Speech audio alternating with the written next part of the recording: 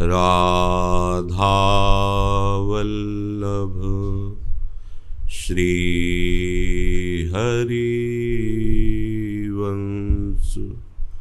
राधा वल्लभ श्री हरिवंश। राधा वल्लभ श्री हरिवंश। वृन्दावनेश्वरि तवैव पदारविन्दम् प्रेमामृतैकमकरन्द रसौघपूर्णम्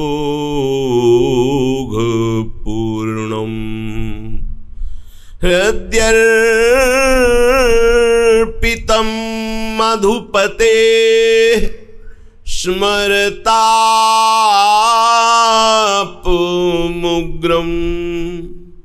निर्वापयत् परमो शीतलमाश्रयामि।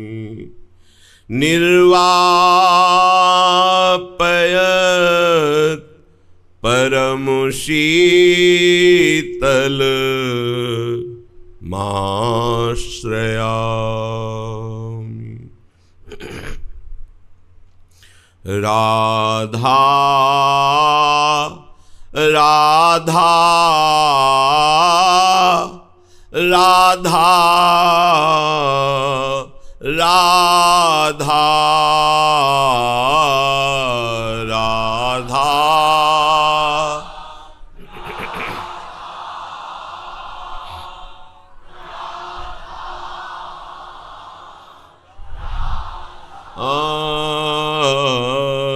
राधा राधा राधा राधा राधा।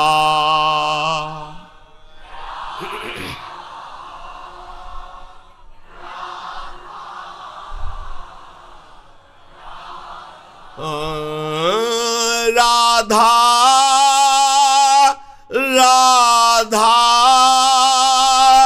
राधा राधा। जय हो।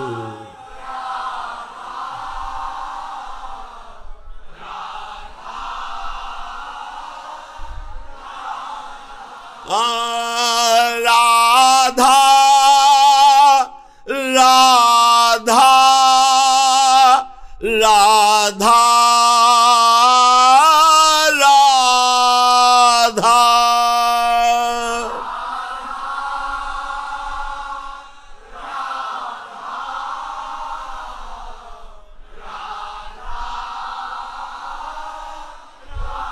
राधा राधा राधा राधा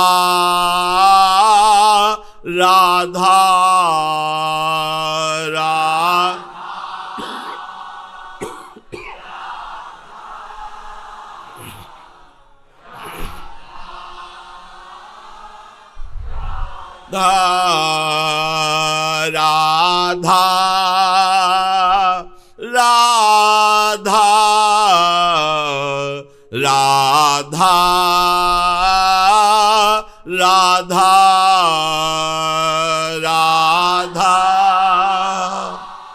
राधा राधा।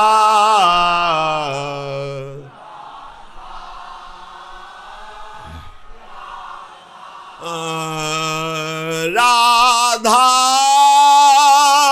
राधा राधा राधा।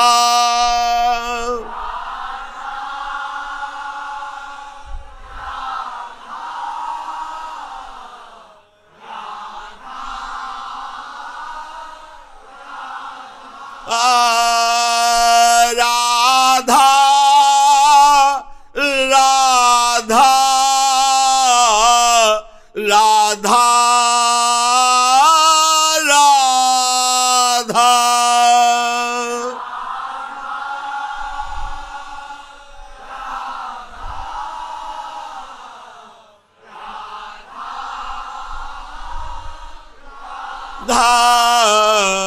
राधा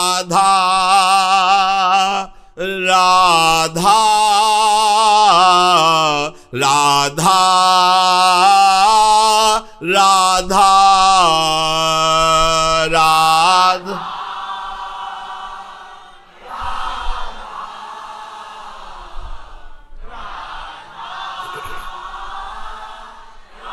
राधा राधा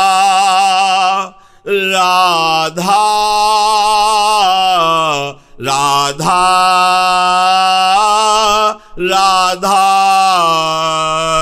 राधा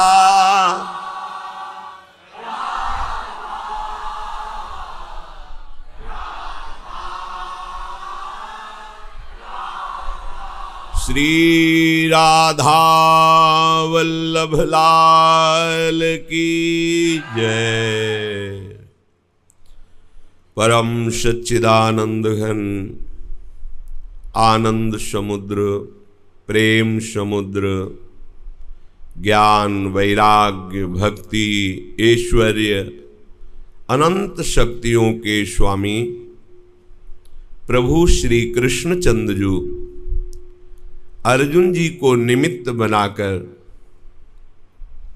ऐसा अमृत में उपदेश कर रहे हैं। श्रद्धा विश्वास के साथ यदि श्रवण किया जाए, मनन किया जाए और आचरण में उतारा जाए, अपनी धारणा बना ली जाए, तो इस देह में रहते हुए भी वो विदेह हो जाए। द्वंद्वातीत अवस्था, जीवन मुक्त, जिसे परम शांति, परम आनंद, परम सुख कहते हैं, वो उसे प्राप्त हो जाए। और यही सबका लक्ष्य है। पर दिशा सही ना होने के कारण जो हमारी सेवा सामग्री है वो भोग सामग्री बन गई है। स्थूल शरीर, सूक्ष्म शरीर, कारण शरीर और प्राप्त विषय पदार्थ, ये हमें सेवा सामग्री मिली है भगवत प्राप्ति के लिए। पर दिशा गलत होने के कारण, अर्थात देहाभिमान अविद्या होने के कारण हम इसके कर्ता और भोक्ता बन गए और इसका परिणाम हुआ बार बार जन्म, बार बार मरण, नाना प्रकार के द्वंद्वों में, दुखों में, अशांति में, क्लेश में पिसना। प्रभु उपदेश कर रहे हैं कि अनासक्त होकर के भगवत प्रीत्यर्थ यदि कर्म किए जाएं तो वो कर्म कर्म नहीं रह जाते, वो योग बन जाता है। जो स्वसुख वांछा से शुभ या अशुभ कर्म किए जाते हैं उनका फल भोगना पड़ता है। अवश्यमेव भोक्तव्यम कृतम कर्म शुभाशुभम।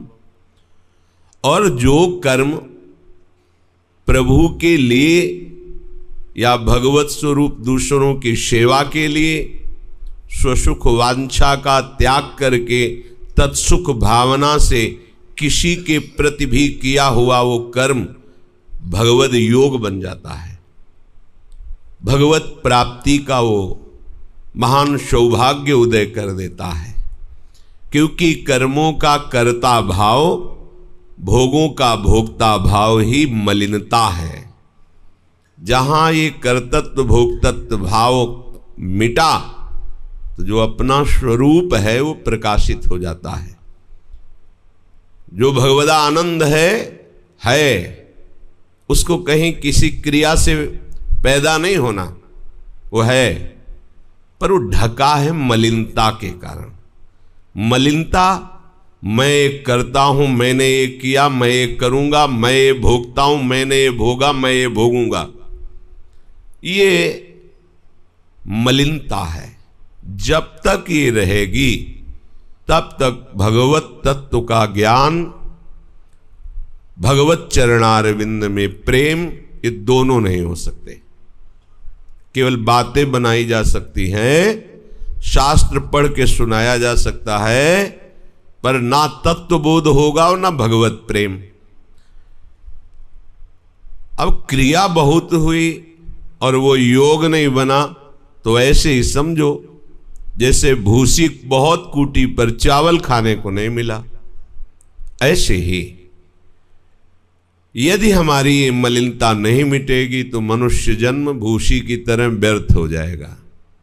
बहुत क्रियाओं में लगे हुए हैं लोग, रात दिन चिंतित हैं, शोकित हैं, कैसे धन एकत्रित हो, कैसे भोग सामग्री एकत्रित हो और मैं सुखी हो जाऊं, कैसा भ्रम है। और भगवान कह रहे हैं कि भोगों में शांति नहीं, त्यागाच्छांतरनंतरम, त्याग के अंतर में ही तुम्हें शांति का अनुभव होगा। भोग संग्रह से अशांति बढ़ेगी।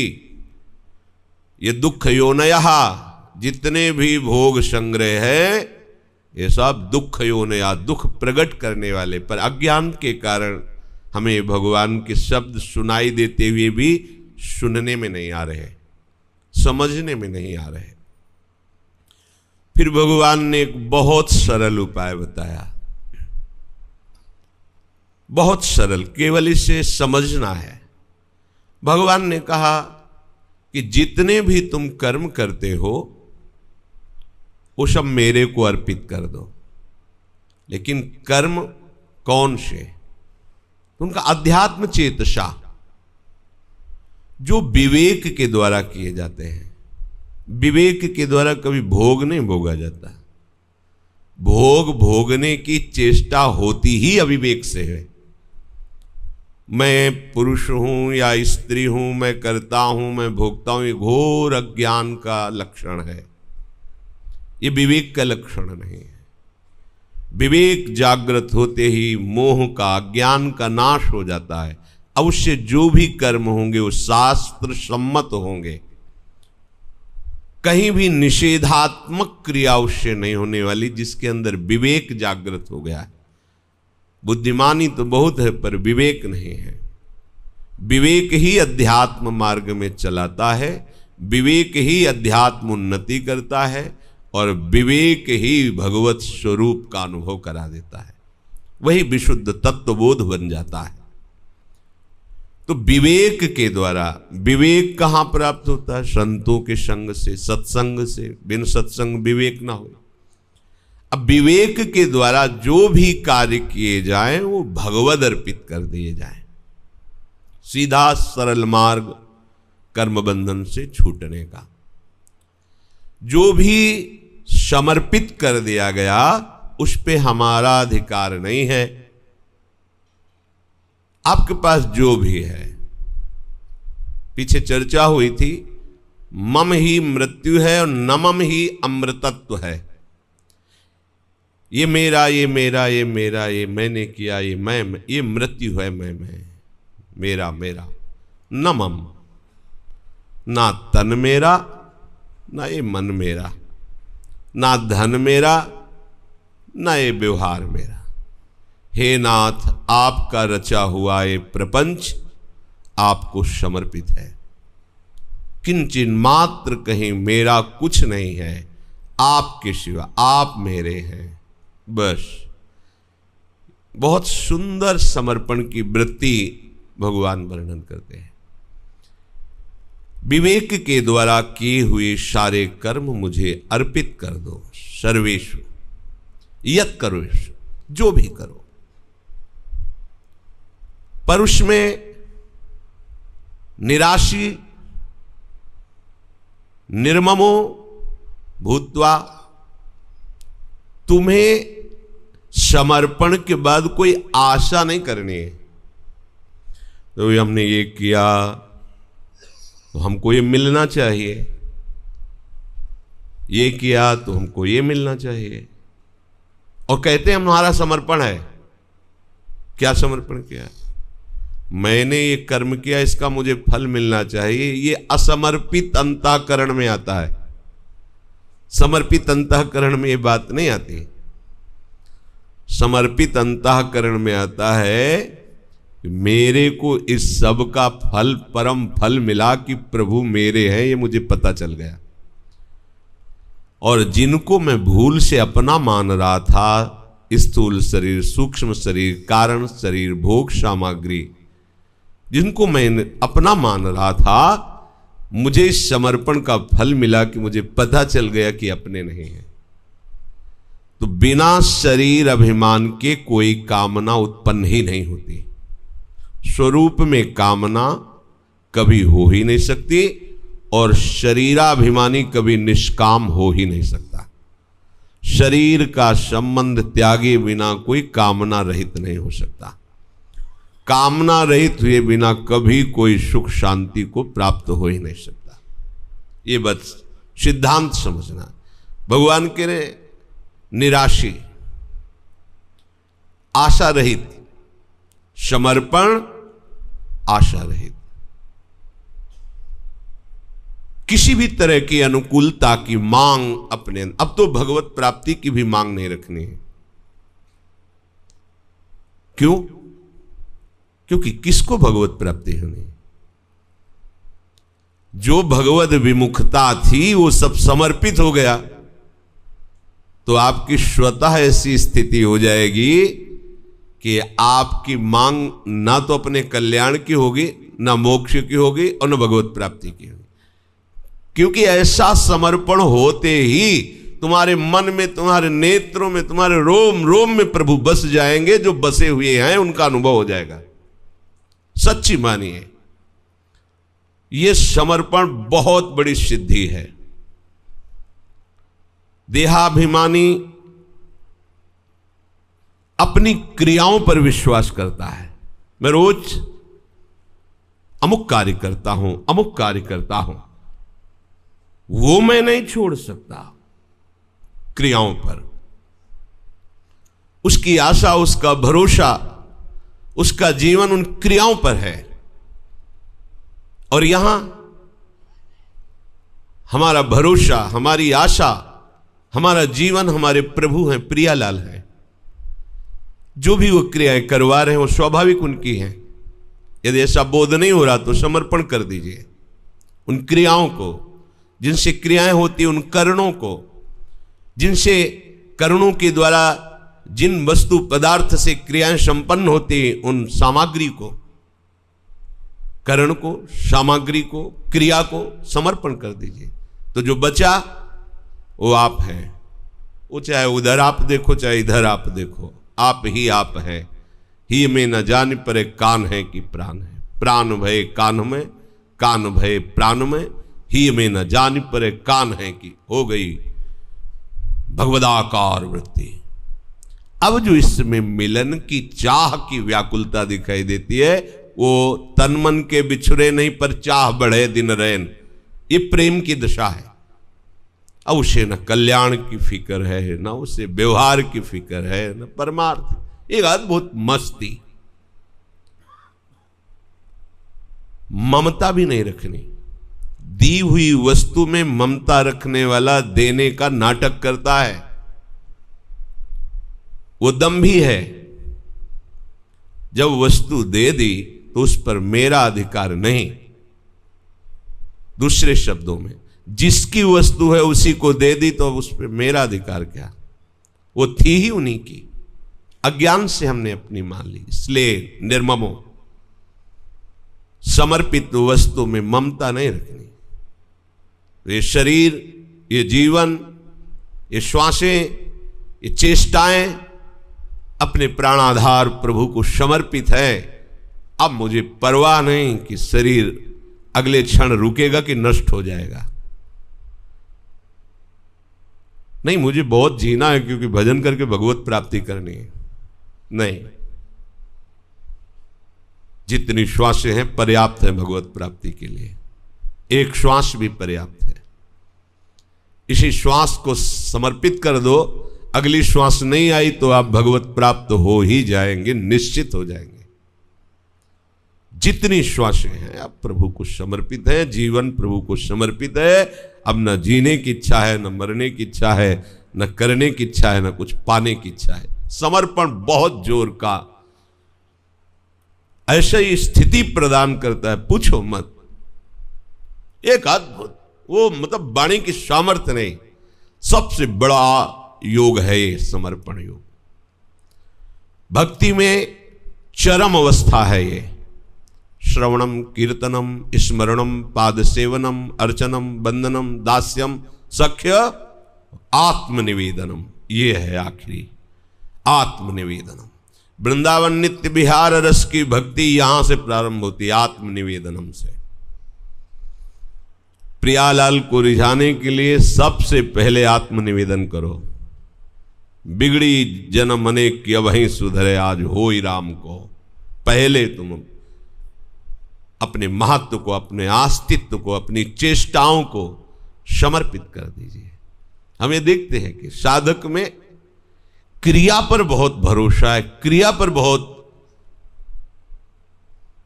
ये क्रियाएं चाहे जितनी शुभ हो, इनमें इतनी सामर्थ्य नहीं है कि हमें भगवत साक्षात्कार करा सके। समर्पण में फिर जो करा रहे हैं वो उनकी बात है, मैं कर नहीं रहा हूं, वो प्रभु करा रहे हैं।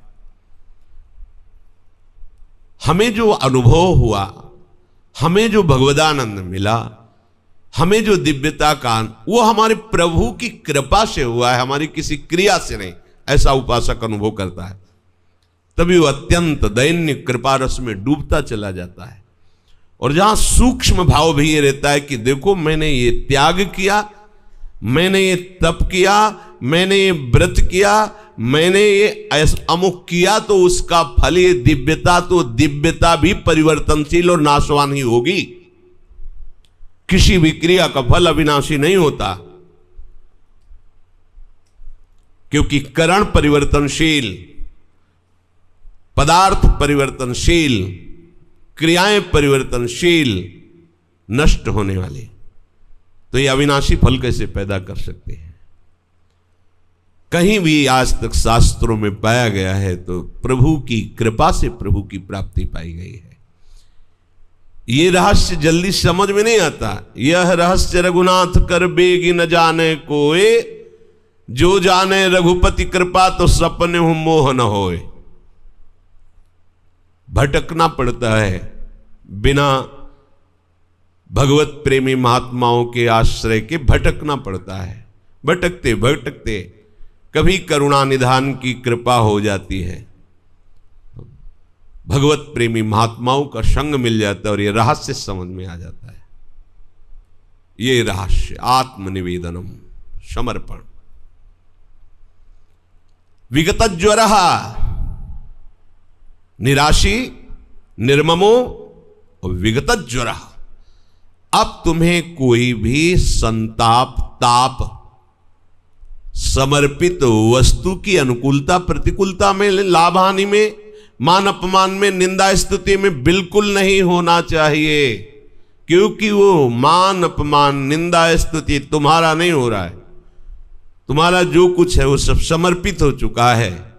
अब वो मालिक जाने कि उसकी स्तुति करेगा या निंदा करेगा, अपमान तिरस्कार करेगा या सम्मान करेगा, ये उसका विषय है। अपने को केवल अपने स्वामी की तरफ देखना है। प्रभु कह रहे जो इस मेरे मत को, मत कहते सिद्धांत को, जो मेरे इस मत को स्वीकार करेगा वो निश्चित परम शांति, परम सुख को प्राप्त हो जाए। खुली बात भगवान कह रहे। यह सत्य विषय है कि आपके पास जो कुछ है वो प्रभु का दिया हुआ है। ये सत्य बात है कि प्रभु की दी हुई वस्तु के तुम स्वामी बन रहे हो, इसलिए कर्तृत्व भोक्तृत्व भाव दृढ़ हो रहा, तुम्हारी दुर्गति निश्चित हो रही।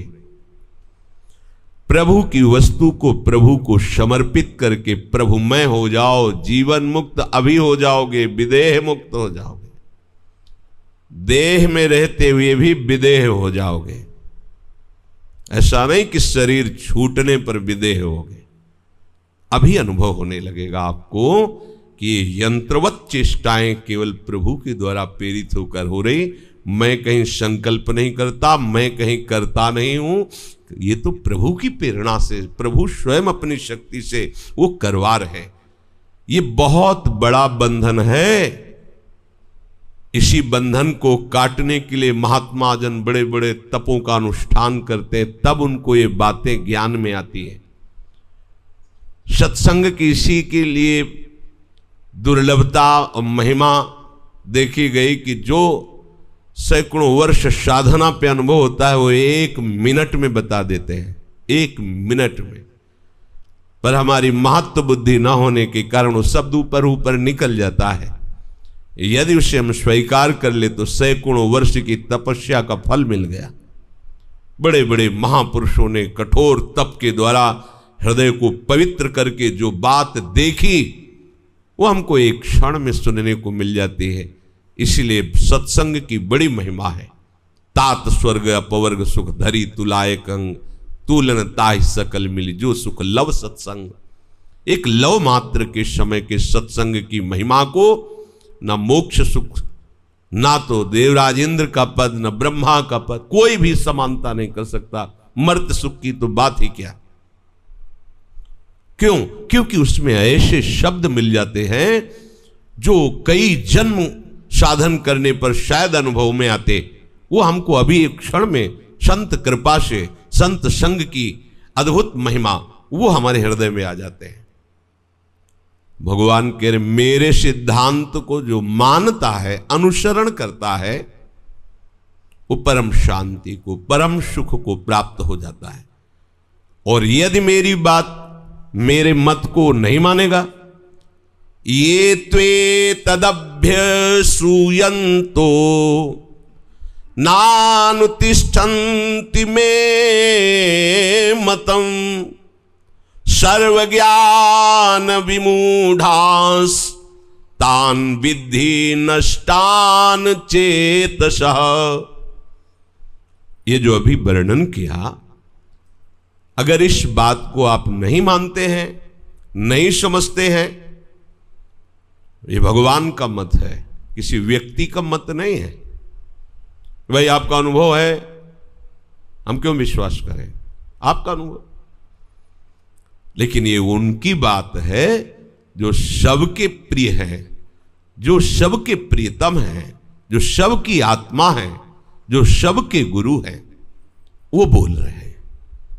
इनकी बात पर पूर्ण श्रद्धा और विश्वास करके हमें चलना ही, अगर नहीं चलेंगे तो स्वयं भगवान कहे जो मेरे इस मत का अनुसरण नहीं करेगा, मेरी बात नहीं मानेगा, वो नष्ट हुआ ही है। नष्ट हो जाएगा नहीं, वो नष्ट हुआ ही है। भगवत भाव में दोष दृष्टि अज्ञान के कारण होते हैं। लो भगवान कह रहे सारे भोग हमें समर्पित कर दो, जीवन समर्पित कर दो, क्रियाएं समर्पित कर दो, तो हमारा क्या रह गया? कैसे फुसला के बोल रहे। इसीलिए जो सुजान संत जन होते हो कभी ये नहीं कहते, वो ये कहते भगवान को समर्पित करो, क्योंकि उसकी दोष दृष्टि न हो जाए। लोग कह रहे हैं हमारी आज्ञा का पालन करो, हमें सब कुछ समर्पित कर दो, हम बड़ी मस्ती में मौज में रहे हो, तुम भूखे मरो। दोष दृष्टि करने में देर थोड़ी लगती है। जहां श्रद्धा होती है वहीं बगल में खड़ी है अश्रद्धा, जहां गुण है बगले में खड़ा है दोष, जहां स्तुति हो रही वहीं पास में ही निंदा करने वाला खड़ा है। कब वो स्फुरित हो जाए? जहां सुमति है वहीं पड़ोस में ही, बिल्कुल बगल में ही कुमति बैठी हुई है। वो तो भगवत साक्षात्कार के बाद ये द्वंद्व खत्म हो जाते हैं। कई बार उपासक को ऐसा लगता है कि सब कुछ समर्पित कर दिया। देखना हो, ये पढ़ी हुई बात कह रहे हैं यहां की छाती की, फिर भी ये विकार क्यों है, अशांति क्यों है? सुना था भगवान को जो समर्पित होता है उसका बाल बांका भी नहीं होता। हमको तो पीटा भी, गाली भी दी, अपमान भी करते। हमने क्या अपराध किया भाई? कई तरह की ऐसी बातें आती, इसमें ज्वरा, वो जलता है। भगवान आदेश कहते विगत ज्वरा, तुम्हें जलना नहीं। क्यों? क्योंकि मेरी वस्तु मैं जैसे चाहूं ऐसे करूं। तो भगवान की भी तुम्हारे ऊपर इच्छा पूर्ति का सामग्री बनेगा क्या जो समर्पण किया है? नहीं। तो फिर वो हमारे साथ प्रतिकूल व्यवहार क्यों करते हैं? क्योंकि कहीं तुम्हारा राग है, उसमें उसको हटाने के लिए कर रहे हैं। एक ही औषधि है, समर्पित वस्तु में भी अपना अधिकार रखना। ये बहुत बड़ी गलती है। भगवत वस्तु को हम अपना अधिकार मानकर उसके हम स्वामी बन जाते हैं, तो इसी को नष्ट करने, वो हमें आज समझ में नहीं आता। जैसे कहा जाए तुम्हारे अंदर अभिमान है, तो आपको कि हमारे अंदर कहां अभिमान है? ये अभिमान ही तो बोल रहा है। ये बड़ा सूक्ष्म विषय है। तो हमारे जगत गुरु भगवान श्री कृष्ण कहीं ना कहीं हमारे देह राग को, मान की चाह को मिटाने के लिए वो प्रतिकूल व्यवहार की रचना करते हैं, क्योंकि अब ये उनके अधिकार में पहुंच गया है। सुधारना अब उनका कार्य है, अपने अनुकूल बनाना उनका कार्य। इसलिए कभी भी अपने स्वामी के द्वारा किए हुए विधान पर दोष दृष्टि नहीं, ये स्वयं भगवान मना कर रहे हैं। असूयंतो, दोष दृष्टि मत करना। यदि दोष दृष्टि कर लिया और इसका अनुष्ठान नहीं किया जो भगवान उपदेश कर रहे, तो भगवान कह रहे वो अविवेकी अज्ञानी मनुष्य है और उसका पतन, उसका नाश निश्चित है, निश्चित है। और है ही, खुली बात देख लीजिए, जब तक कर्तृत्व भोक्तत्व भाव देहाभिमान है तब तक हमारी दुर्गति निश्चित है। हमारी चेतना लुप्त हो गई, आध्यात्मिक चेतना।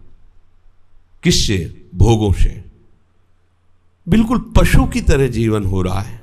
जो मनावे सो खाओ, जो मनावे सो करो, कहीं शास्त्र आज्ञा नहीं, कहीं गुरुजनों की आज्ञा नहीं, एक नाटक मात्र जीवन हो रहा है।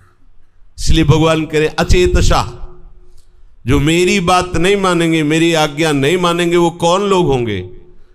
बोले अचेतसा, जिनके अंदर विवेक नहीं है। किनके अंदर विवेक नहीं है?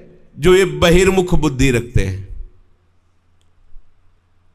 सांसारिक क्रियाओं में, सांसारिक भोगों में, सांसारिक संपत्तियों में। मैंने इतना कमा कर मकान बना लिया, पता मैं इंजीनियर हूं, मैं अमुक डिपार्टमेंट में सबसे बड़ा अधिकारी हूं, मैं अमुक अमुक अमुक अमुक अमुक, ऐसे। ये बहिर्मुखता है। वास्तविक तुम बहुत बड़े अधिकारी हो, प्रभु के अंश हो, इस बात पर तुम्हारी दृष्टि नहीं जाती। बाहर की क्रिया और बाहर के पदों और बाहर की भोग सामग्री पर वो अचेतसा है, विवेकहीन है। हो गया हवाई जहाज उड़ा दिया, वो विवेकहीन है। कितना बुद्धिमान है? तो हम बुद्धिहीन थोड़ी कह रहे हैं, हम विवेकहीन कह रहे हैं। विवेकहीन का तात्पर्य है जो सत असत का निर्णय नहीं कर सकता, जो ना अपने को जानता है ना सामने वाले को जानता है, उसे अविवेकी कहते हैं। इस 3.5 हाथ के शरीर में आप रह रहे हैं, अपने को जान पाए क्या? तो क्या जान पाए? क्या जानकारी? सामने हमारा परब्रह्म परमात्मा तत्व ही खेल रहा, जड़ चैतन्य, जान पाए क्या? तो विवेक ही न, बुद्धिमान तो बहुत है। देखो कैसे कैसे मिसाइलें बम बन रहे कि एक साथ करोड़ों लोग मारे जा सकते हैं, ये बुद्धि। लेकिन एक साथ करोड़ों का उद्धार कर सके, भगवत प्राप्ति करा सके, शरीराभिमान से रहित करके भगवत तत्व में स्थित कर सके, वो है विवेकवान बोध संपन्न कोई महात्मा। विधि नष्टान, जो मनुष्य शरीर को पाकर के भी इस मनुष्य शरीर का राग नहीं मिटा पाए, वो नष्ट ही हैं। क्योंकि सुअर कुत्ता बनने पर आप राग नहीं मिटा पाएंगे। एकमात्र केवल ये मनुष्य योनि है अपने उद्धार के लिए, अपने कल्याण के लिए। जो भगवान के सिद्धांत को मान लेता है, चल पड़ता है, तो उसे अंतिम श्वास तक निश्चित भगवत प्राप्ति हो जाती है। अंतिम श्वास क्यों कहा गया? क्योंकि हो सकता है कि पूर्व संस्कारवश उसमें दोष की क्रियाएं होती रहे, हो सकता है वो तन्मय ना हो पाया हो सकता है समर्पण में अधूरापन हो, पर उसने समर्पण की ठान ली है, इस ठान लेने का फल होगा कि अंतिम श्वास तक उसे भगवत साक्षात्कार हो जाएगा, अर्थात तो भगवान को ही प्राप्त होगा। ये विश्वास कर, ये भगवान के वचन है, वो निश्चित भगवान को प्राप्त होगा। कल चर्चा इस पर हुई थी। प्रभु के मत को मानने से ही हमारी मति प्रभु तक पहुंच सकती है, अन्यथा नहीं।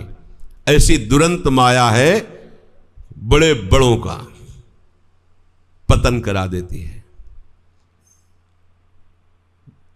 गुणमयी ये माया ज्ञानिनाम अपि चेतांश देवी भगवती ही सा बलादाकृष्य मोहाय महामाया प्रेक्षति।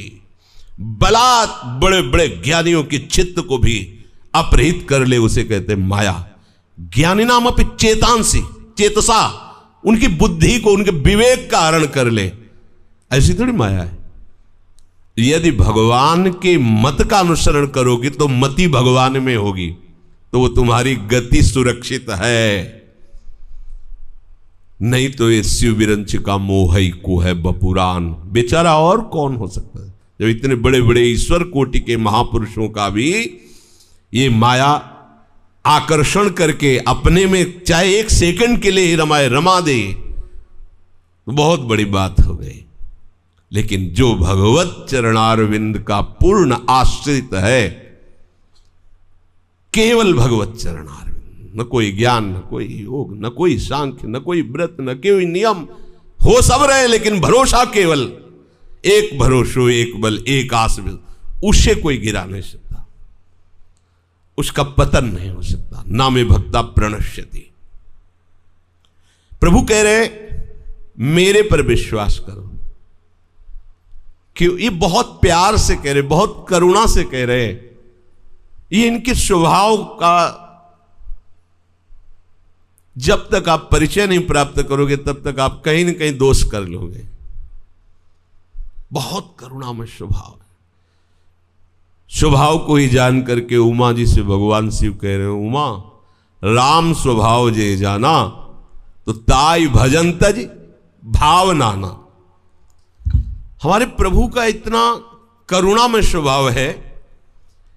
प्रभु को देखो एक सुभाई, क्या अति गंभीर उदार उदधि हरि जान शिरोमणि राय।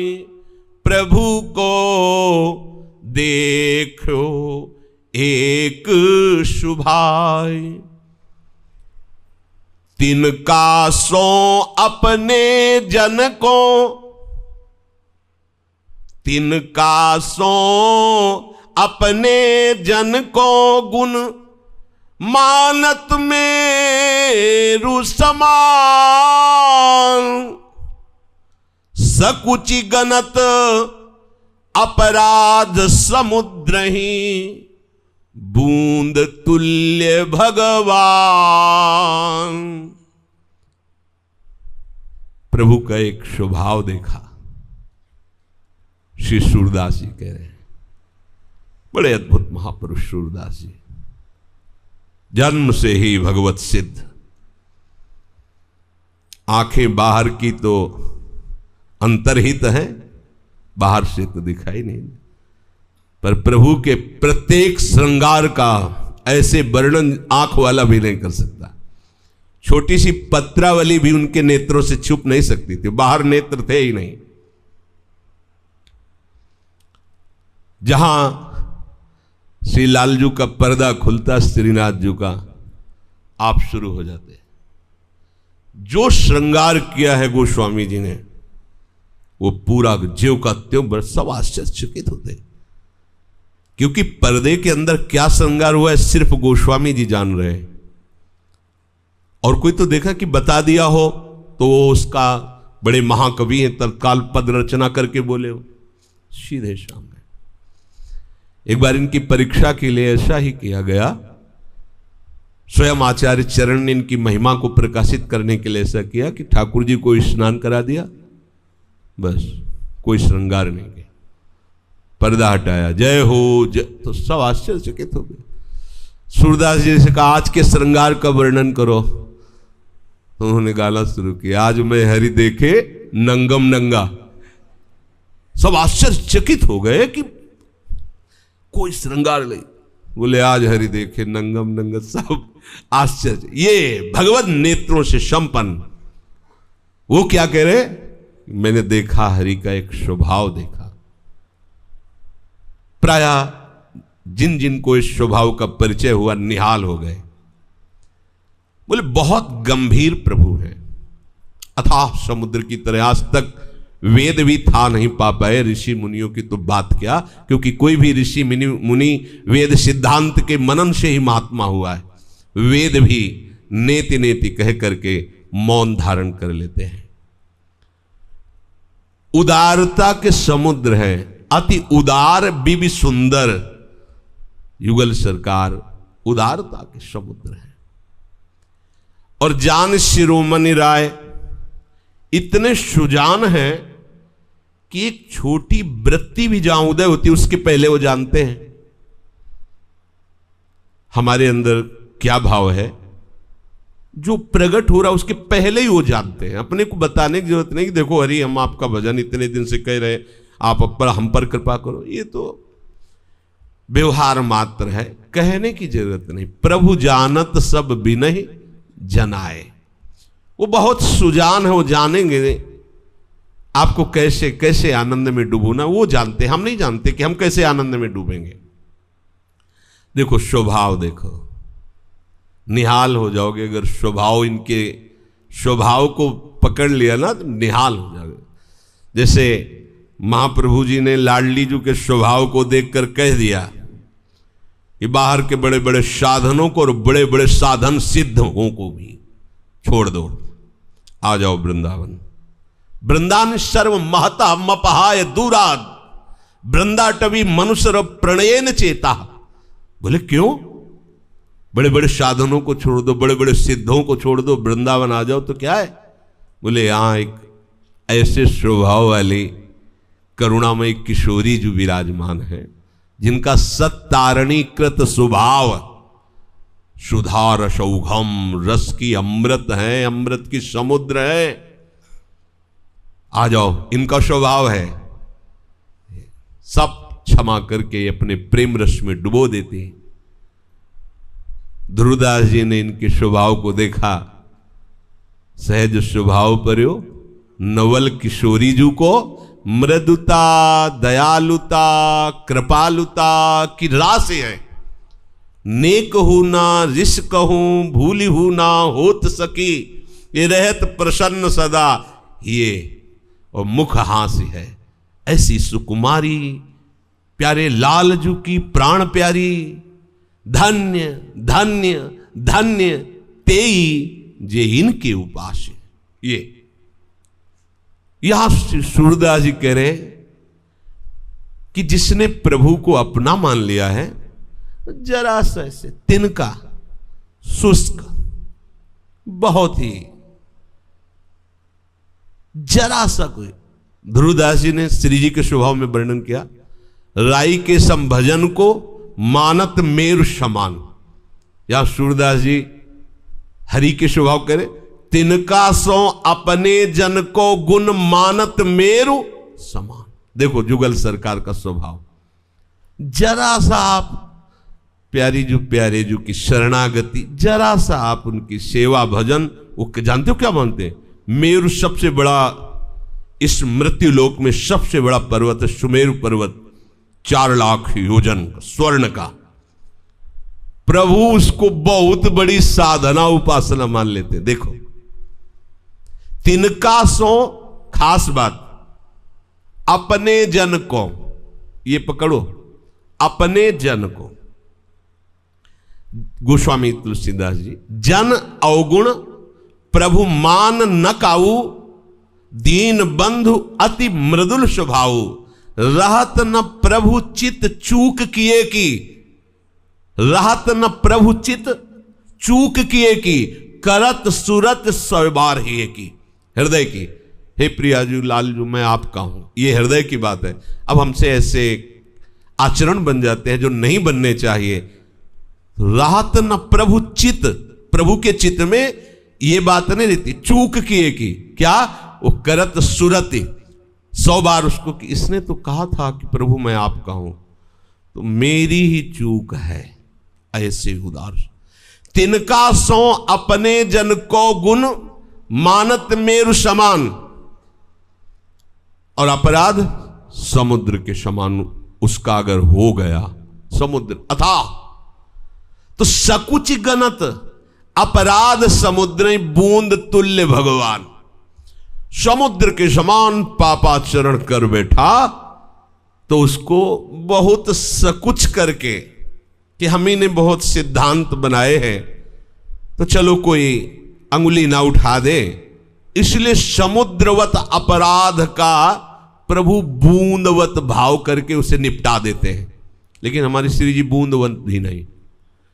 अवगुण करे समुद्र सम गणत न पलो जान, नहीं, क्योंकि यहां नेक हो न, यहां तो सकुच है। किस बात की कि हमें ने शास्त्रों में सिद्धांत बनाया है, अगर इसको थोड़ा सा डांट नहीं लगी तो बात बनेगी नहीं, क्योंकि हमें ने सिद्धांत बनाया है, वो प्रभु है। तो सकुच करके, जैसे प्रभु अपने जन को कैसे अपराध मुक्त करते, जैसे अपने लाडले पुत्र को देखा माने कि फंस गया, अब ये 4 लोग घेर लिए, अब ये जरूर पीटेंगे। वो बीच में कहा था दुष्ट रुक जाओ, हाथ पकड़ के बहुत ऊंचा हाथ उठा के, और ऐसे वहां पहुंचते पहुंचते हाथ का वेग, अरे फिर तो 4 लोग, अरे बहन जी रहने दिए, बच्चा ही तो है। बहन जी खसला पीछे से, एक मां अपने वात्सल्य के कारण इतना नाटक करेगी दंड देने का कि दूसरे बचाने के लिए विवश हो जा रहे, रहने दी नहीं, दुष्ट को कई बार समझा। ऐसे ही प्रभु करते हैं, बहुत बड़े अपराध को ऐसे सूक्ष्म। वो जो थोड़ा चवेटा लगा, यहां से नस टूट गई, बोले जब से भजन शुरू किया विघ्न ही विघ्न हो रहे हैं। अरे विघ्न नहीं, नस नहीं टूट रही थी, नस टूट रही थी तुम्हारी। एक ही नस का फ्रैक्चर हुआ है, 1-2 महीना में ठीक हो जाएगा। राधा राधा जपो, ये दोष दृष्टि मत करो कि भजन कर रहे थे फ्रैक्चर, अगर भजन न करते तो नस टूट जाती। भयंकर अपराध है, कितना भोगेंगे, बाप रे बाप, कितना भोगेंगे। संचित कर्मों का खजाना लगा हुआ है। भीष्म जी जैसे अखंड ब्रह्मचारी परम भागवत करे, 100 जन्म तक देख रहा हूं, कोई अपराध ऐसा नहीं। बोले और ऊपर बढ़ो, ले उनके लिए और ऊपर, अपने तो मतलब, तो इनका स्वभाव ही हमारा जीवन। तिनका सो बहुत आनंद का विषय, बात समझना। इससे यह मत समझ लेना कि तुम्हें अपराध करने की छूट मिल रही, भाव को समझना। हमारे प्रभु का ऐसा, जिनका ऐसा स्वभाव, उनके हम प्रतिकूल कैसे चल सकते हैं। देखो, प्रेम का स्वरूप ही होता है कि जिससे प्यार किया जाता है उससे उसकी प्रतिकूलता तो हो ही नहीं सकती, स्वप्न में नहीं हो सकती, और उसमें दोष दृष्टि नहीं हो सकती। ये 2 खास बातें प्रकट हो जाती हैं जिससे प्रेम किया जाता है। अगर उसका कोई निजी जन आकर के भी बताया कि जैसे तुम प्यार कर, वो ऐसा ऐसा ऐसा ऐसा, एक तो सुनाई नहीं देगा, अगर सुनाई देगा तो हंस देगा, बोले तुम जिसे दोष समझते हो उसे मैं गुण समझते हो। मैंने उनको अपना माना है, बस उनको वो जो चाहे, स्वतंत्रता एकदम, और अपने से उनके प्रतिकूल कभी आचरण नहीं बनेंगे। उनके द्वारा किए हुए विधान में कभी दोष नहीं होगा, और अपने द्वारा कोई ऐसा विधान नहीं होगा जिससे उनको हम दुख दे। ये प्रेम का स्वरूप होता है। प्रेम में लोक में भी देख लीजिए, अगर सच्चा प्रेम तो आप देख लीजिए। एक बार जब देखा कि मजनू के नाम की भीड़ लग गई, लैला बहुत धनी घर की थी, राजकुमारी ही थी, तो जब उसको पता लगा कि मिलने के लिए बड़ी बाधाएं हैं और मजनू हमारे अनुराग में बावरा बना डुल रहा है, तो उन्होंने दुकानों में अपने पर्सनल जनों से जाकर के कि जितना हिसाब होगा हम तुम्हें सब भिजवा देंगे, कभी भी किसी भी दुकान में अगर मजनू तो उसे पवा देना, जो पाना चाहे वो। बस बड़ी अनुराग की महिमा है। गलत जगह हो जाता है तो निंदनीय राग बन जाता है, काम बन जाता है, और जब प्रभु में होता है तो ये अनुराग हो जाता है। जब ये अन्य लोगों को पता चली तो हजारों मंजनू तैयार हो गए, आधा किलो रबड़ी देना, हाँ लैला, अब पारे, क्योंकि भाई फ्री खाने को वहां तो दुकानदारों की लिस्ट पर तुम इतना मंजनू कैसे खा सकता है? बोले तो हजारों मंजनू हो गए, अब तुम्हारा असली मंजनू कौन पहचान? बोले नहीं, असली मंजनू को पहचानने में थोड़ी देर लगती। बोलो कि अमुक जगह कल लैला स्वयं आ रही मंजनू से मिलने के लिए, तो ऐसे उनको दर्शन भी नहीं कर पाते थे राजा, तो हजारों इकट्ठा हो गए। मैं मंजनू में चाकू निकाली, कटोरा रखा, बोले मंजनू का हृदय का खून चाहिए हमें। जो रबड़ी खाने वाले मंजनू थे पीछे खून देने वाले मंजनू तो एक ही कोई होते, कोई हजारों थोड़ी होते हैं। जो कहो हरिवंश रस बिरलो समझनहार, एक दो ही जो पाइए खोजी सब। जो असली मंजनू था, एक सेकंड नहीं लगा, सब को पीछे करके, और जितने आगे थे सब पीछे हो गए, वो आगे। आपको खून चाहिए, हमारा सौभाग्य है कि आपने आज चाह प्रकट की। तो इस पर यह है असली मंजनू की पहचान जो है, वो सुख वांछा से रहित होगा, अपने प्यारे को सुख पहुंचाने के लिए पूर्ण समर्पण। कहीं मेरा अधिकार, आज आपने इच्छा प्रकट की, हमारा अहोभाग्य, प्राण ले लीजिए। नारायणत कठिन हरि मिलन की बाट, या में पग पीछे धरे प्रथम शीश दे काट। तो ये कहीं कोई इससे उत्साह इतना हो जाए कि जम करके पाप करो, भगवान के जन बन जाओ, सब माफ। सिद्धांत है होश में रहना। ये उनके लिए बात है जो प्रभु को समर्पित भावना में है। अभी पूर्व संस्कारवश विवश जबरदस्ती उनसे कोई गलती हो जाती है तो प्रभु कहते हैं अगर वो समुद्र के समान भी पाप करे, इतना उनका स्वभाव देखिए। यद्यपि शरणागत से ऐसा कैसे हो सकता है, पर भूल चूक अनंत जन्मों के संस्कार स्वभाव से कोई ऐसी चेष्टा बन जाए, प्रभु सकुच करके अगर कोई समुद्रवत अपराध करता है तो उसे बूंद के समान मान के निपटाते, लेकिन श्री जी उसे बूंद के समान भी नहीं। ये लाडली जू का स्वभाव जो जाल गया तो मस्त हो जाएगा, आनंद में मगन हो जाएगा। नेको हुनर सरकार को तो कभी कभी गुस्सा आ जाती है कि तुमने इतना दुलार किया, इतना समझाया, इतना संतों का संग दिया, फिर भी तुम्हारे मनमानी आचरणों पर कोई फर्क नहीं पड़ा। ठीक है, अब हम सुधार करेंगे तुम्हारा, अब वो दंड विधान कर देंगे। लाडली जी का ऐसा स्वभाव नहीं, बहुत करुणा। जैसे पिता होता है ना, कभी कभी नाराज भी हो जाता है। वात्सल समुद्र लाडली जो हमारी स्वामिनी जो नेक हुनर इसको भूले हुनर। बोलो ऐसी लाडली जू के विरुद्ध आचरण कैसे हो सकता है शरणागत? ऐसी प्यारी जू पर कोई अंगुली उठावे कि श्री जी का शरणागत है? ऐसा कोई भी श्री जी का शरणागत है ऐसा कैसे कर सकता है कि जो हमें इतना प्यार करने वाले, इतना दुलार करने वाले, उन स्वामिनी जी का नाम लेकर के कोई अंगुली उठावे? ये श्री जी के शरणागत, देखो जरा ये ऐसा। लेकिन हमारे प्रभु का तो स्वभाव ऐसा ही है कि समुद्रवत अपराध करने वाले को भी बुंदवत मानते हैं और तिनका के समान भजन करने वाले को सुमेरु पर्वत के समान मानते हैं। आगे की बात बहुत मंगलमयी, आनंदमयी।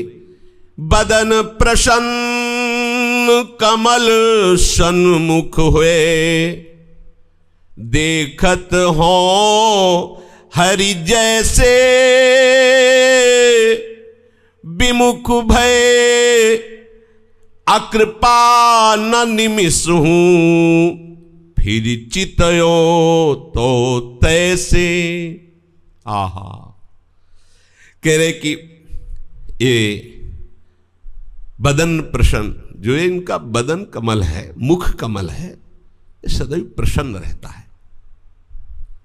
अगर हम सन्मुख हैं, संपूर्ण सही आचरण चल रहे हैं, प्रभु का मुखारविंद करुणा करते हुए अपनापन, प्रसन्नता, वात्सल्यता दिखाई देती है। पर बोले यदि कहीं कुसंग से वो भटक जाए और ऐसे प्रभु से विमुख हो जाए, छोड़ दे, तो बोले प्रभु में कोई परिवर्तन नहीं होने वाला। प्रभु वैसे ही उसको प्यार, एक बार शरण ले ली ना, एक बार, फिर उनका स्वभाव, फिर जब घूम के देखा विमुख हो गया, भटक गया, अपराध कर बैठा, फिर जब लौट के तो प्रभु की तरफ देखा, वैसे ही दुलार, वैसे ही अपनापन, वैसा ही कृपा, कभी प्रभु ने अकृपा नहीं की। विमुख भये अकृपा न निमिष हूं, देखत हो जिधर देखो। कहीं उनको ये नहीं पाया गया कि ये हमसे तो विमुख होकर के हमारी आज्ञा का उल्लंघन करके मनमानी आचरण किया, अब इसको वो कृपा नहीं, ऐसा नहीं किया। जैसे एक उदाहरण में सत्संग में कई बार बताया, श्री जगन्नाथ जी के श्रीअंग सेवी हो जाता है, कभी कभी कुशंग से पतन हो जाता है, तो वो वैश्यागामी हो गए। जब ये सवंग सेवियों को पता चला तो एकांत में संगोष्ठी के लिए बैठाला उनको, और का अत्यंत दुर्लभ जन्म जन्मांतर से भटकते हुए अपने लोगों को प्रभु ने श्रीअंग सेवा दी, और तुम जगन्नाथ जी के अंग सेवी होकर ऐसा अपवित्र मलिन कार्य वैश्यागमन करते हो। या तो जगन्नाथ जी को छोड़ो और या वैश्या को छोड़ो, आखिरी बात है। तो उनका वैश्या को तो हम नहीं छोड़ सकते, जगन्नाथ जी को छोड़ दिया, सेवा छोड़ दी। पूज्य श्री मथुरा दास जी के श्री मुख से सुना था, बड़े भगवत अनुरागी श्री मथुरा दास जी। अब जब उनका अंतिम समय आया, ये स्वभाव प्रभु का, तो जब उनका शरीर छूटा तो जगन्नाथ जी ने अपने प्रधान सेवक को स्वप्न में आदेश किया, उनका शरीर छूट गया है, जाओ और वैसी ही उनकी अंत्येष्टि क्रिया करो जैसे हमारे अंग सेवी की होती। बोले प्रभु आप उसके लिए ऐसा क्यों कहे, उसने तो आपको छोड़ दिया था। बोले उसका स्वभाव है, वो छोड़ सकता है, पकड़ सकता है, मेरा स्वभाव नहीं। मैंने एक बार जिसे अपना कहा, अपना कहा। ये मेरे स्वभाव में नहीं है कि एक बार जिसे पकड़ लिया फिर छोड़ दूं, ये मेरे स्वभाव में नहीं। जाओ ऐसा करो जाकर। जो प्रभु के स्वभाव को जान जाएगा, तभी महादेव जी कह रहे ताई भजन तज भावना। विमुख भय, वो प्रभु से विमुख हो गया, छोड़ दिया प्रभु को। अकृपा न निमिष हूं, पलक झपकने के समय को निमिष कहते। प्रभु इतने समय के लिए भी उस पर अकृपा नहीं करते। फिर चितयो तो तैसे, जब फिर प्रभु की तरफ देखा तो वैसे ही दुलार, वैसे ही शरणागत का पोषण, वैसे। और बात, तुलसीदास जी, नरसिंह मेहता जी, मीरा जी, ये जो बड़े बड़े सिद्ध परिकर हुए हैं, इन्होंने देखा है। सच्ची मानिए, यदि आप प्रभु के लिए एकांत में रो रहे हैं, वो एकांत सभा में भी हो सकता है, उस समय आपकी दृष्टि में केवल प्रभु हैं तो आप एकांत ही हैं। अगर किसी के दिखाने के निमित्त आपको कोई और अंदर बात चल रही हो, प्रसंग वसात रो दिए, और ये लगा कि भाई भक्ति का प्रसंग चल रहा है और ये रो रहा है, भगत है, और चार लोग, ये तो दंभ है, नाटक है। एकांत का तात्पर्य है उसके मानस पटल पर केवल प्रभु हैं, चाहे लाखों की सभा वस्त्र चल रहा हो, एकांत ही है। जो एकांतिक प्रेमी जब प्रभु के लिए व्याकुल होकर के अशुभ प्रवाह करता है, तो वैसे ही प्रभु उसके लिए अशुभ प्रवाह करते हैं। जब आप उनके प्रेम का किनका पाकर विकल हो रहे तो प्रेम समुद्र हैं, वो इतने कठोर हैं क्या? तो भक्त विरह कातर, ये भक्त विरह कातर। अगर भक्त भगवान के ध्यान में निमग्न रहता है तो भगवान भक्त के ध्यान में निमग्न रहते हैं। एक बार युधिष्ठिर जी अचानक किसी युद्ध कार्य की सलाह के लिए प्रभु के शिविर में प्रवेश किया तो पद्मासन लगाए प्रभु ध्यानस्थ बैठे थे श्री कृष्णचंद्र जी। युधिष्ठिर जी शांत भाव से खड़े, प्रभु का थोड़ी देर में ध्यान छूटा। तो युधिष्ठिर जी कैसे आगमन हुआ? बोले तो बात हम बाद में बताएंगे। अभी तक जो हमने ब्रह्म ऋषियों से, महापुरुषों से, शास्त्रों से जाना है कि आप स्वयं पर ब्रह्म परमात्मा है। सब ऋषि मुनि, सब शास्त्र सिद्धांत आपका ही अनुसरण करते, आपका ही। आप किसका ध्यान कर रहे थे? तो उनका सरसैया में पड़े हुए भीष्म हमारा तन्मयता पूर्वक ध्यान कर रहे हैं, इसलिए मैं उनका ध्यान कर रहा हूं। अगर भक्त भगवान के लिए रोता है तो ये रोना ही आया उन्हीं से है। उसके हृदय में जो करुणा और आनंद है वो प्रभु आ चुके हैं करुणा और आनंद में। भक्त विरह कातर, ये जल्दी समझ में शब्द नहीं आएगा। भक्त का भगवत चरणारविंद की तरफ विरह कितना है ये तो दिखाई देगा, लेकिन प्रभु का आपके प्रति कितना प्रेम है ये दिखाना चाहे तो आप देख सकते हो, नहीं देख सकते। जहां मेरा भक्त चरण रखे वहां रखूं मैं हाथ, पीछे पीछे मैं फिरूं कभी न छाड़ू साथ। भक्तन पाछे यो फिरत जियो बछरा संगाए। उनको कैसे, वो तो महाप्रेमी है। भक्त विरह कातर करुणा में डोलत पाछे लागे, सूरदास ऐसे स्वामी को।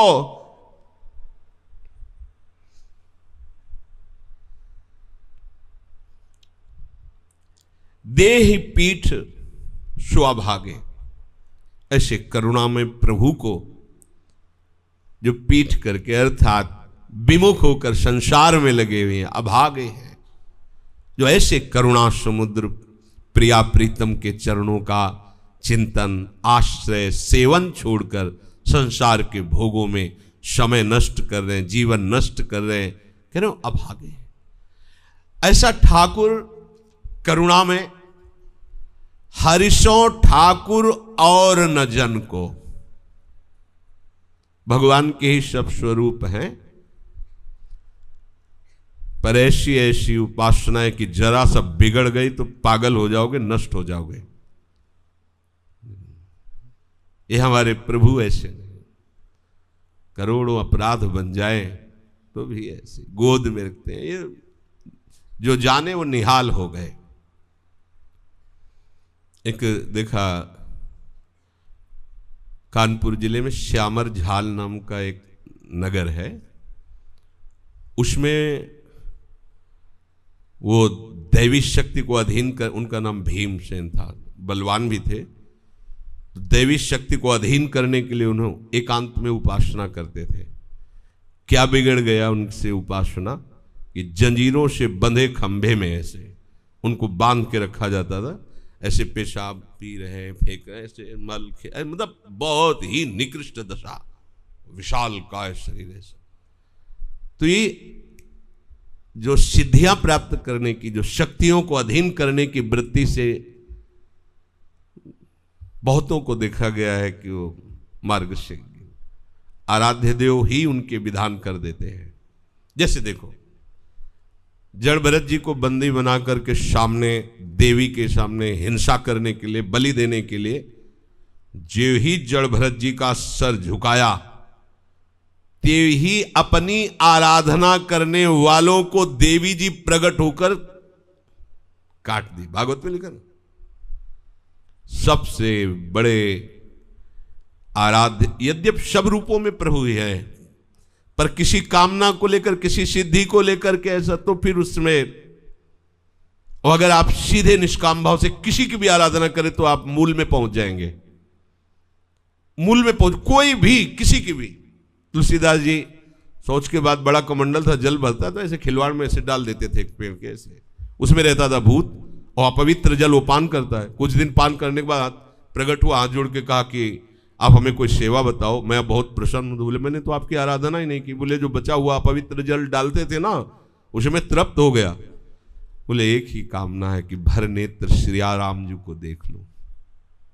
तो मेरी सामर्थ्य तो इतनी नहीं है, पर मैं उपाय बता सकता हूं।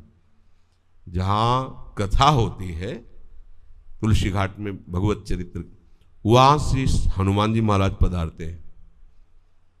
और ये भी बता देता हूं कि वो मलिन वेश में कथा में सबसे पहले आते हैं, और सबके बाद भक्तों की चरण रज को प्रणाम करके जाते हैं, वृद्ध शरीर मलिन वेश, आपको भगवत साक्षात्कार का उपाय बता दिया, आप उनके पैर पकड़ लो, वो सियाराम जी से मिल। ऐसा ही हुआ।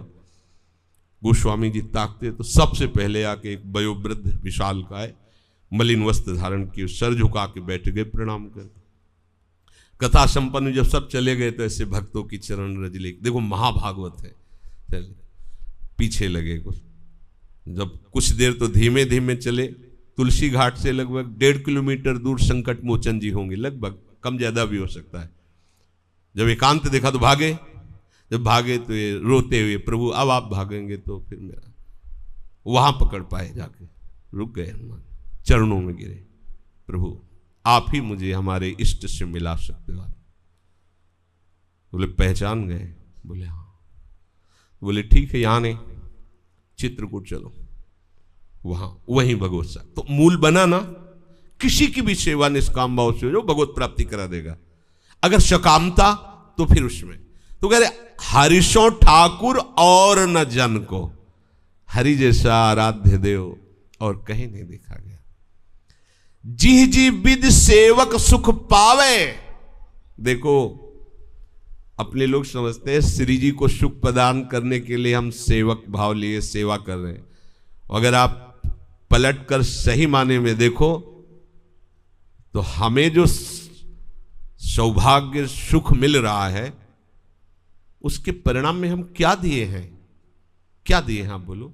दिव्य वृंदावन धाम का वास, सुबह से लेकर शयन तक महारानी जी की 8 समय परिचर्या, नाम कीर्तन, वाणी गायन, एक सीमा में रख करके अपनी उपासना की परिपक्वता प्रदान करना, ये जो हमारी सोच भी नहीं वो हमें मिल रहा है। भोजन, वस्त्र, वास, इसी के लिए बड़ी बड़ी नौकरी, देश विदेश लोग मारे घूम रहे हैं। तो ये पता नहीं चलता कि हमारी सेवा हो रही कि हम उनकी सेवा कर रहे हैं। जिह जिह विधि सेवक सुख पावे, तिह विधि राखत मन को।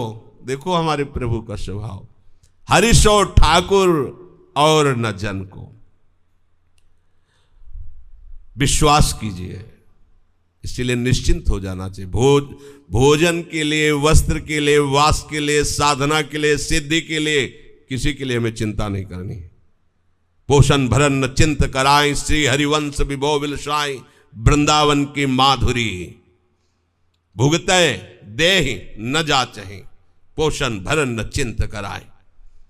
भूख भय भोजन जो उदर को, तृषा तोय पट तन को। ये ठेका है उनका, ये उनका है। अब आप अगर चिंता करते हो इस वस्तु, आज ये मिल जाए, आज धिक्कार है तुम्हारी शरणागति को। स्वामी जैसा विधान करेंगे उसी में जथा लाभ संतोष सदा, काहू सो कछ न चाहूंगो। वो जो पहनावे, जो पवावे, जैसे रखें और जो स्थिति दें, हम राजी हैं उसी में जिसमें उसकी रजा है। जोई जोई प्यारो करे सोई मुई भावे। भूख भय भोजन जो उदर को, तृषा तोय पट तन को। लगयो फिरत सुरभि ज्यो सुत संग, औचट गुण ग्रह बन को। चाहे वो जहां रहे भक्त, जैसे बछड़े के पीछे गाय, ऐसे प्रभु भक्तन पाछे यो फिरत ज्यो बछड़ा संग गाय। परम उदार चतुर चिंतामणि, कोटि कुबेर निधन को। वही निधनी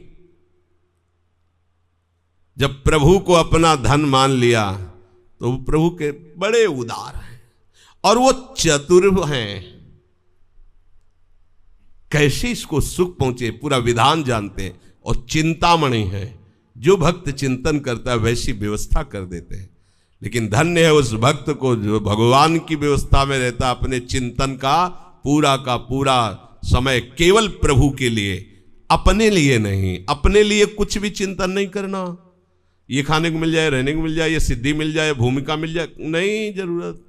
आप जो भूमिका दो, आप जो स्थिति दो, आप जो जैसे, आप तो हम आपके हैं। बस हमारा केवल कार्य है जो भगवान का आदेश है, अनन्यस चिंतयन्तो माम। बस प्रिया प्रीतम का नाम कीर्तन, गुण कीर्तन, सेवा, उनका चिंतन, बस।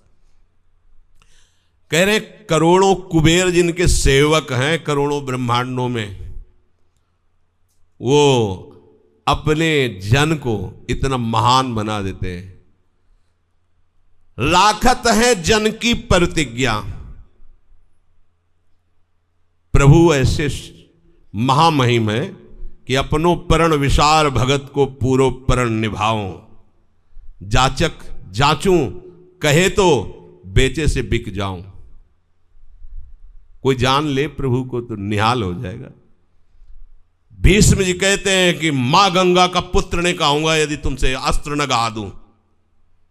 मैं शांतनु सुत नहीं कहूंगा, गंगा पुत्र नहीं कहूंगा। तुमने हमारी प्रतिज्ञा को टालने की कोशिश की। हे कृष्ण, तुम यद्यपि तुम सत्य प्रतिज्ञ हो, लेकिन युद्ध में तुमने कहा मैं अस्त्र नहीं कहूंगा, मैं गाऊंगा तुमसे। भला कौन इनको अपने संकल्प से विचलित कर सकता है? लेकिन अपना प्रण धूल दूसरित कर दिया और दौड़ पड़े रथ का पहिया लेकर मारने को भीष्म को। ये केवल लीला। पृथ्वी कांपने लगी तो पीतांबर स्पर्श कर रहा है भूमि को, चिंता मत करो, ये केवल लीला करे, मारेंगे नहीं। ऐसे भीष्म जी ने धनुष बाण धर दिया और आंसू बहने लगे कि वेद शास्त्र पुराण सत्य संकल्प आपको कहता है, लेकिन मुझ अधम के लिए आपने अपने सत्य प्रतिज्ञा को तोड़कर मेरी प्रतिज्ञा को पूर्ण किया। भगवान को बार बार नमस्कार रहे करे। बोले राखत है जन की प्रतिज्ञा, अपने जन की बात रख देते हैं। हाथ पसारत कन को, त्रिभुवन का भरण पोषण करने वाला अपने भक्त के सामने मांगता है कन को। विदुरानी जी से कह रहे भूख लगी है लाओ। अभी छोड़ के आ रहे 56 भोगों की व्यवस्था दुशासन ने की। दुर्योधन ने कहा चलो सरकार भोग आरोग्य। बोले भूख नहीं है, तेरे में प्रीति नहीं और मेरे में भूख नहीं है। और जब विदुरानी वहीं से सीधे विदुरानी जी के पास, और वहां क्या कह रहे बहुत भूख लगी है, कुछ पवाओ ना। वो पूछती क्या पवाओ? तो सामने फल दिखाई दिए केला। बोले वो केला रखे, गूदा निकाल के फेंक देती, छिलका मुंह में है, आनंद मगल होके प्रभु पारे। वाह वाह। विदुर जी आए थे, अरे पागल प्रभु को क्या। सुदामा जी के मलिन वस्त्र में बंधी हुई तंदुल, और छुपाए कहां है? तो कितने 2-4 किलो थोड़ी है, थोड़े से छीन के, और जब पाते हैं तो वाह वाह करे कि आज तृप्ति हो रही। क्योंकि प्रेम से सने हुए, दैन्यता से सने हुए वो चावल भी नहीं है, तंडुल है, टुकड़े छोटे छोटे जो पछोरे जाएं वो आगे निकलते हैं। बहुत स्वाद है, बहुत तृप्ति। रुक्मिणी जी आश्चर्यचकित होती, इतने राजभोग व्यवस्था द्वारिकाधीश को लगते हैं और आज तक वाह नहीं कहा कन को, क्योंकि वो भक्त है, प्रेमी है और दैन्य है। ये खास बात है। हाथ पसारत कन को, संकट परे तुरत उठी धावत। ये देखा है महोबा से हमको, जैसे मान लो टिकट दी भी तो अब इतनी बहिर्मुखता थोड़ी कि क्या क्या लिखा है सब जेब में डाल लिया, झोली में डाल लिया। उसने प्रणाम किया और वो जो फर्स्ट क्लास सीट होती है, जो भी वातानुकूलित कक्ष क्या ऐसे, उसमें बैठा दिया। हमें तो ठसा के टिकट है इतनी बड़ी, वो बैठे थे। थोड़ी देर बाद पूरा फोर्स आया, महोबा से वाराणसी जा रहे थे। खड़े होइए। तो उसमें नवीन अवस्था ऐसे खड़े, टिकट झोली में लिए हुई थे, कमंडल झोली। वहां तक देखा, बेवकूफ बनाते हो। ये 3 स्टेशन की साधारण डिब्बे की टिकट है। कब निकल गए स्टेशन और आप कहां जा रहे हैं? तुम कहा वाराणसी जा रहे हैं। अब फोर्स के आदमी में तो गर्मी तो होती, क्योंकि फोर्स है तो फोर्स, फोर्स है तो फोर्स। एक उनमें से गाली देने लगा। हमें कुछ समझे नहीं भाई, टिकट तो हमें, अब हमने ये भी नहीं देखा था कि 3 स्टेशन के क्या। अब वो कैसे भाव से क्या किया उसने, हमें टिकट दे दी। हम चुप खड़े थे। ऊपर एक आदमी सो रहा था, वो उतरा सीधे, अंग्रेजी से उनसे बात की, रुपया निकाले, इतनी बड़ी टिकट उसकी होती, वो उस वाले कैसे, वो टिकट दी हमें, बोले बाबा जी आप बैठ जाइए, और उनसे कहा। आगे वो पीटते उतार देते, उड़िया बाबा के एक थप्पड़ मारा था, बाबा नीचे उतरकर सीधे संकल्प की आज के बाद किसी सवारी में ले बैठे। ऐसा नहीं कि ना पीटते, हो सकता है पीटते, लेकिन संकट परे तुरंत उठे। अब देखने को तो लगा कोई व्यक्ति नहीं है, साक्षात प्रभु उसके हृदय में शासन करे, चल ऐसा कर, तुरंत 1 सेकंड में निवार, 1 सेकंड। कई बार ऐसा देखा है कि अगर प्रभु ना होते तो क्या हो सकता था, कई बार देखा, कई बार तुरंत उठी धावत। वहां तत्काल दिखाई दिया कि केवल प्रभु रक्षा कर रहे, अगर ना होते तो क्या। संकट परे तुरंत उठी धावत, परम सुभट निज पन को। भगवान का एक बाना है, हमारे जो लाडले प्रभु हैं, शरणागत अभय वीरद पतित पावन बाने। उनका बाना है, उनका स्वभाव है, उनके वचन है, जो चरणों का आश्रय ले ले, कोई कितना भी पतित हो उसको पवित्र करके जगत पूज्य बना देते हैं। मम भक्ति युक्तो भूनम पुनातु, और अपने शरणागत को सदैव अभय प्रदान करते हैं, स्वप्न में भी भय नहीं आने पाता। सच्ची मानना,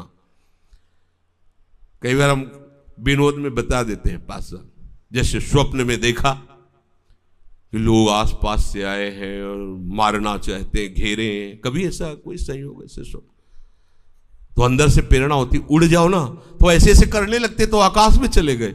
अरे हम कहा यार ये तो बहुत बढ़िया, बच गए। अच्छा वहां भी बुद्धि काम कर रही कि देखो इतना उड़ा कि वो बिजली के खंभा में मत लड़ जाला। स्वप्न में भी मतलब देखते, स्वप्न में भी भय से रक्षा करते। तभी कहा ना प्रभु के हो जाओ, स्वप्न में भी भयभीत नहीं हो सकते, अर्थात स्वप्न में भी भय नहीं, स्वप्न भी आनंददायक। और कभी संयोग वसात भय का आ गया तो वहां सरकार वहां स्वप्न में भी बचा लेते, स्वप्न में भी दुखी नहीं होने देते। संकट परे तुरत उठी धावत, परम सुभट निज पन को। कोटिक करे, हमारे हरि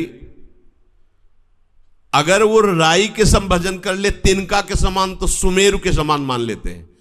और आप करोड़ों प्रकार से उसे सुख पहुंचाते हैं, फिर भी सोचते कि मैं अपने, ऐसे ही मैं अपने भक्त को कुछ कर नहीं पा रहा हूं, इसे सुखी नहीं कर पा रहा हूं।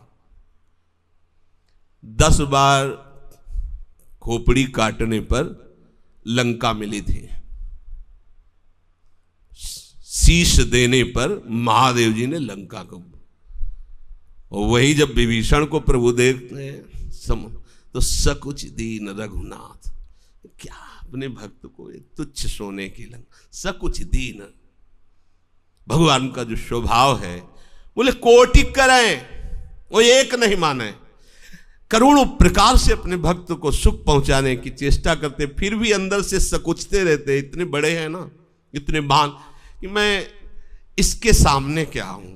ये जो मेरे को प्यार करता है, ये जो मेरे प्रति समर्पण किए, ये जो मेरे लिए त्याग करके विकारों के कष्ट को, अपमान को, निंदा को सहा, मैं इसके लिए क्या। द्वारिकापुरी जैसी सुदामापुरी बना दी, फिर भी प्रभु दया नहीं है। कहीं ऐसा नहीं कि जाओ मैंने तुम्हारे लिए व्यवस्था कर दी। कोटि करें, एक नहीं माने। ऐसे हमारे प्रभु, अगर आप जान गए कि हमारे ठाकुर कैसे, हमारे प्रियालाल कैसे, अब किसको हम देखें, किसकी तरफ देखें, किसको अपना माने, किससे हम आशा करें, किसका हम बल रखें। सीधे तो भगवान कह रहे जो मेरे मत को नहीं मानेगा वो नष्ट हुआ ही समझो, पतित हो जाएगा। तो अपने प्रभु की बात माननी है, अपने द्वारा जो भी चेष्टाएं हो, अपना तन मन प्राण प्रभु का ही था, इसलिए प्रभु का ही है, ये मानकर उनको समर्पित करते हैं और इसका परिणाम मिलेगा, आप जीवन मुक्त हो जाएंगे। आप आनंद मगन हो जाएंगे। आपको जो सुख चाहिए ना, जिसकी खोज विषयों में करें, उसका समुद्र मिल जाएगा। आपको जो शांति चाहिए ना, परम शांति, परम शांति, कहीं किसी भी द्वंद्व का प्रवेश नहीं होगा। शेष चर्चा आगे। श्री राधा वल्लभ लाल।